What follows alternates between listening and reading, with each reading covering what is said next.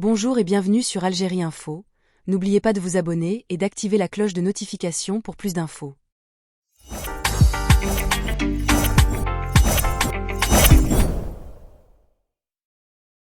Un coup de tonnerre réglementaire s'abat sur les crypto-monnaies en Algérie. Dans une décision sans appel, le pays tourne définitivement le dos à toute forme d'usage, de création ou d'échange des monnaies virtuelles. Publié dans le journal officiel numéro 48 du 24 juillet 2025, le nouveau texte de loi 25A10 révise en profondeur la législation existante sur la lutte contre le blanchiment d'argent et le financement du terrorisme, en y intégrant un volet strictement répressif à l'encontre des actifs numériques.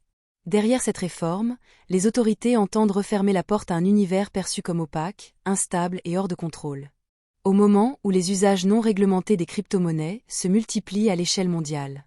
Un encadrement juridique sans précédent des crypto-monnaies en Algérie.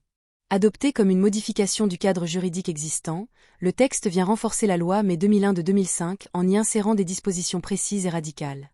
Ainsi, plus aucune tolérance ne sera accordée aux transactions ou activités liées aux devises numériques. La nouvelle mouture du texte, promulguée sous le numéro 25A10, va bien au-delà d'une simple interdiction d'usage. Selon le nouvel article 6 bis intégré à la loi, sont désormais interdits l'émission d'actifs virtuels de toute nature, leur achat, leur vente ou leur détention, leur usage comme moyen de paiement ou d'investissement, leur promotion ou leur publicité, sous quelque forme que ce soit, l'exploitation ou la création de plateformes d'échange ou de portefeuilles électroniques associés. Autrement dit, même la seule possession d'une crypto-monnaie comme le Bitcoin ou le Tether, USDT, est dorénavant considérée comme un acte délictueux sur le territoire national.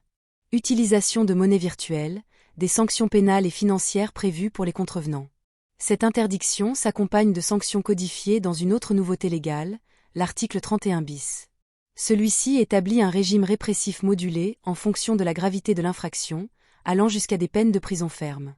Ainsi, toute personne contrevenant à ces dispositions encourt une peine de prison de 2 mois à 1 an, une amende allant de 200 000 à 1 million de dinars, ou les deux à la fois, selon la nature et la gravité de la violation.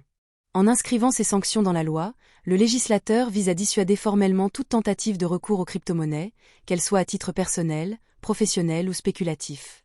Le texte ne laisse aucune ambiguïté, aucune forme d'utilisation n'échappe désormais à la vigilance des autorités.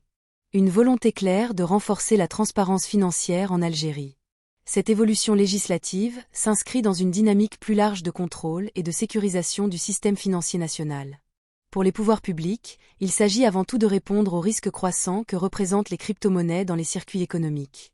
Le législateur algérien semble ainsi suivre une ligne de conduite ferme face aux défis posés par les monnaies numériques. Outre leur volatilité, celles-ci sont souvent associées à des pratiques frauduleuses, du financement illicite à l'évasion fiscale.